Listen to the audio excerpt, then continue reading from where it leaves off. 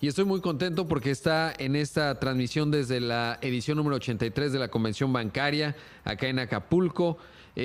Gustavo Méndez, socio líder de la industria de servicios financieros, un gran conocedor. Ayer veníamos incluso en el mismo avión y pues uno de los temas importantes evidentemente tiene que ver con todo esto. Todavía cuando nos vimos en el avión que venía, Trump no había anunciado estas medidas, pues se pueden clarificar como no sé si draconianas, pero sí muy radicales y poco imaginables. Y eso nos lleva, ya habíamos planeado platicar justamente la transformación digital de los bancos. Y ahora, antes de entrar al aire, platicábamos, Gustavo, un gusto que estés aquí en esta transmisión, pues de la diferencia que le hace un banco que ya hizo la transformación digital en un escenario como el que estamos viviendo, ¿no?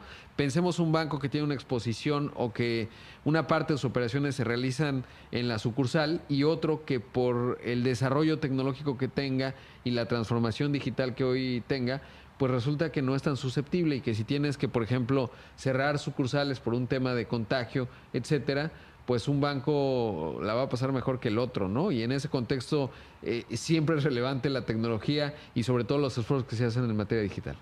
Buenos días, Rodrigo, y a ti y a todo tu auditorio. Un placer estar aquí. Y sí, como bien lo comentas, los bancos que ya han empezado la transformación digital, pues tienen un mayor alcance. Y hablando un poquito con la cápsula que tenías antes y hablando de cómo están conformados contra los riesgos y todas las medidas que se pusieron en la crisis del 2008 con Basilea III, yo veo a un sistema financiero y sistema bancario muy bien capitalizado, con muy buena liquidez. Una característica del mercado mexicano es que sus depósitos a créditos son casi del mismo tamaño. Entonces, pues esto te implica que el fondeo de los créditos viene de los depósitos de los clientes y entonces ese fondeo es menos volátil. Entonces, es un sistema con buena liquidez para el sector bancario. Y lo que va a demostrar todo lo que la regulación implementó, lo que los bancos internamente implementaron en términos de modelos de estrés, de planes de contingencia, pues va a ser esa resiliencia y que también lo han implementado, ¿no? Es una gran prueba, una prueba muy difícil, ¿no? Ayer que estábamos platicando estábamos a 21.30 y pues ya hoy amanecimos a 22, ¿no? Exactamente, y esto que mencionas es clave porque incluso en la crisis de 2008, ese 15 de septiembre de 2008 era un lunes, colapsa Lehman Brothers, y fue realmente sorprendente porque la banca en México en ese entonces pues estaba bien, sorteó bien, digamos, esa tormenta que fue bastante severa también. Y luego vinieron pues ya a nivel internacional, digamos, este establecimiento de criterios de capitalización, de los escenarios de estrés, etcétera. Y a partir de entonces la banca mexicana se ha mantenido, incluso incrementado el índice de capitalización. Ahora seguramente más al rato Luis Niño de Rivera, el presidente de la ABM, pues va a dar los números y va a dar este mensaje que es muy cierto, ¿no? O sea, no es algo que se saca de la chistera, es algo en lo que se viene trabajando, debe estar arriba del 15% el ICAP de los bancos en México y nos habla, digamos, pues de esta capacidad de dar respuesta. Ahí cuando escuchamos a Michael Corbat en Estados Unidos, pues no va a ser muy distinto, digamos, el mensaje de los bancos en México con respecto a lo que va a requerir la economía mexicana, que será también, pues iba a decir no tener incertidumbre, pero es inherente, digamos, a la situación que vamos viendo, pero sí confianza en que pueda haber crédito, en que pueda haber, digamos, escenarios en donde no pienses que la banca empiece a ser un foco de problemas adicional, ¿no? Porque entonces sí estaríamos en un asunto severo. Ahora, ¿cómo evalúas la resiliencia? Porque justo ayer platicamos algo, ¿no?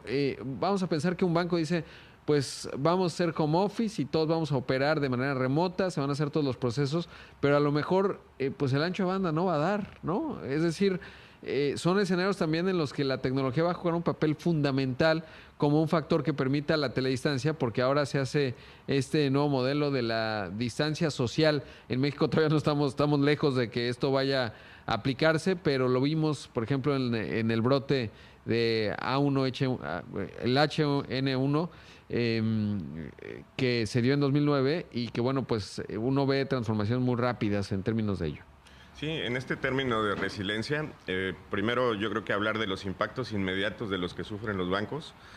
Todas las valuaciones de sus papeles y posiciones inmediatamente sufren, entonces ese valor se disminuye y disminuye el valor del capital. Por otro lado, todos los créditos que están en dólares, automáticamente el valor de los créditos en dólares cuando los valorizas a pesos se incrementan, pero el capital sigue siendo el mismo, ¿no? Entonces es un impacto directo al índice de capitalización. Y es donde los bancos van a tener que ver que todos esos buffers y estrategias funcionen. Después, el segundo es a mediano plazo.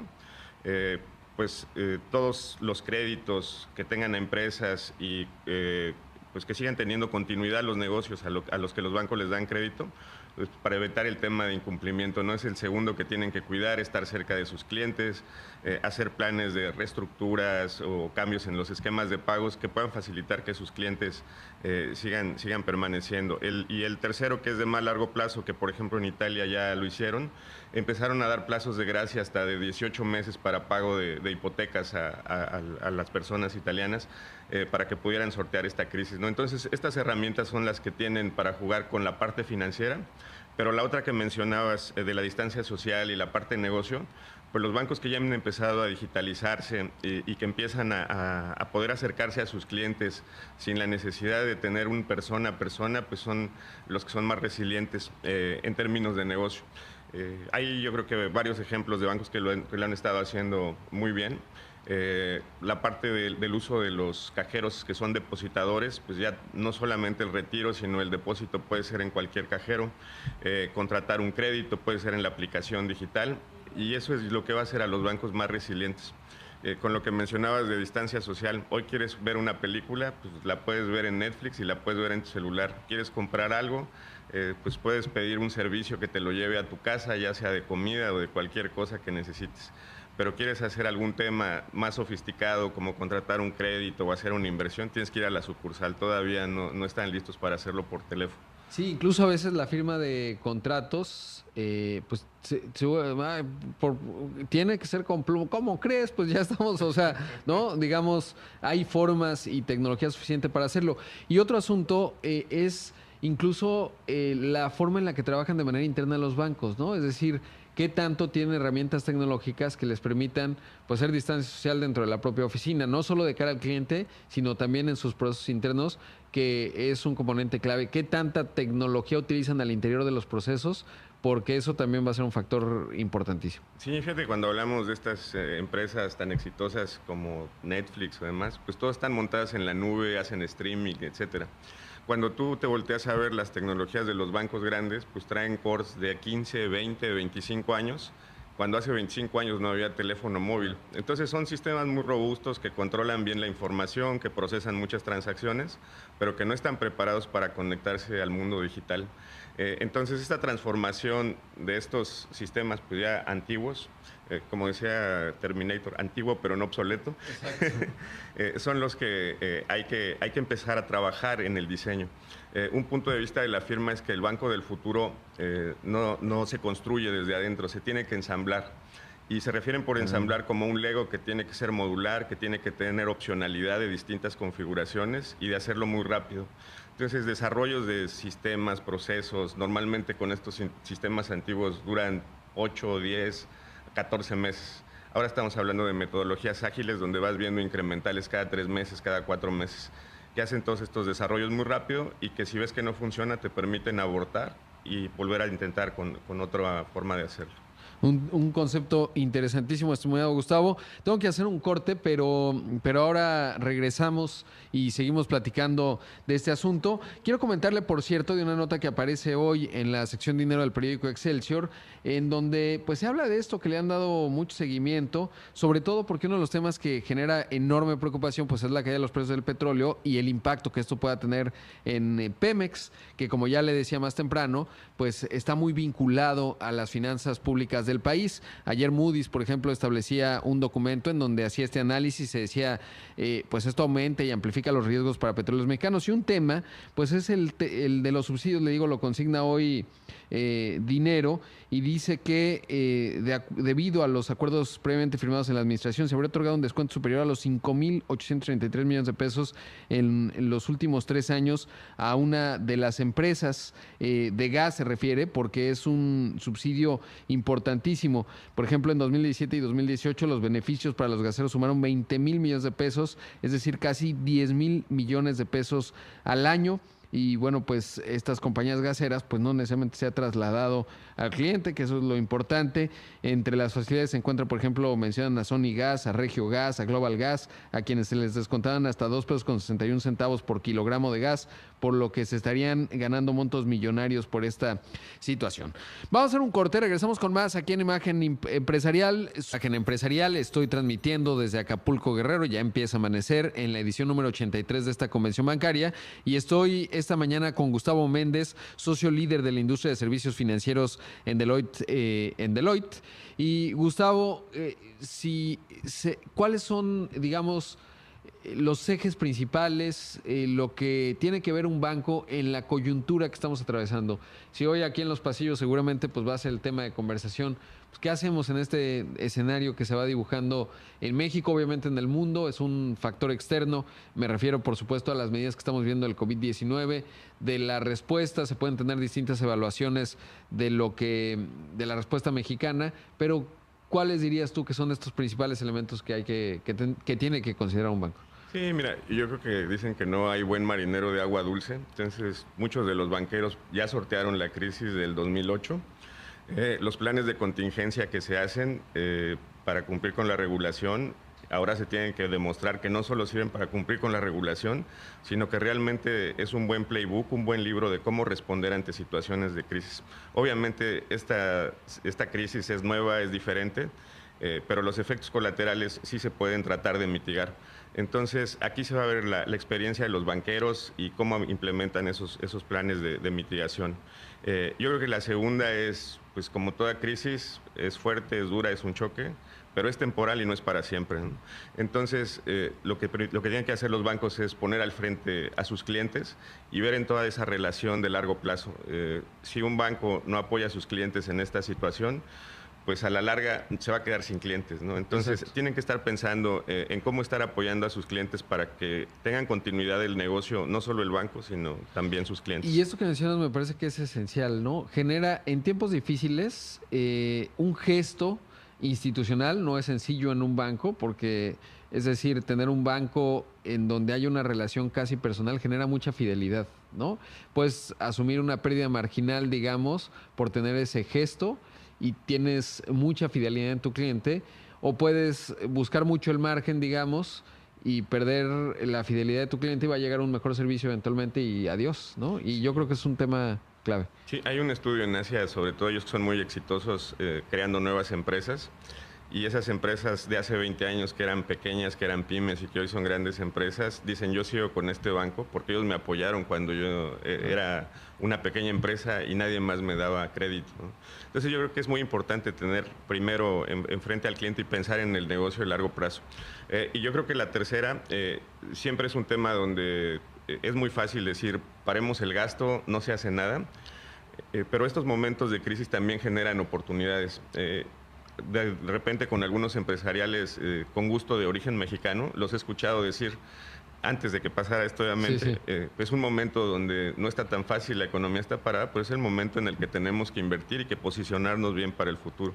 Entonces, trabajar con esa doble mentalidad, por una cuidar el riesgo, por otra cuidar a los clientes y por otro pensar en cómo seguir invirtiendo para el futuro, es complicado, ¿no? Es un circo de tres pistas, pero es algo que tienen que hacer. Sí, ¿cómo se puede alinear de manera estratégica las tres cosas, ¿no? Es ver las oportunidades. Lo que deja de hacer, pues es un punto de participación de mercado que a lo mejor puedes ganar, claro, si tu vecino no lo está haciendo, y tienes que tener visibilidad, claro, controlando la línea de flotación de tu barco, digamos, o de tu banco, en términos, pues no solo de ver esa oportunidad hacia adelante y que tengas un hoyo en algún lugar del barco, sino cómo subsanarlo y dónde están esos riesgos, ¿no? Correcto.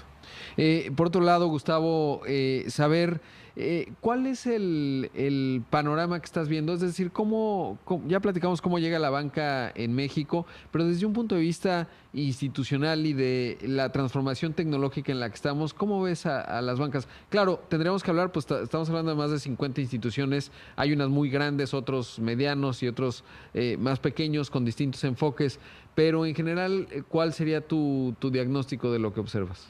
Mira, yo creo que hay 2 o 3 bancos que han hecho muy buen avance en el tema digital, que van mucho más avanzados que los demás y que ya se empezaron a montar a esta supercarretera que se llama el cloud, para manejar información, meter temas como inteligencia artificial, machine learning y explotar mejor sus datos.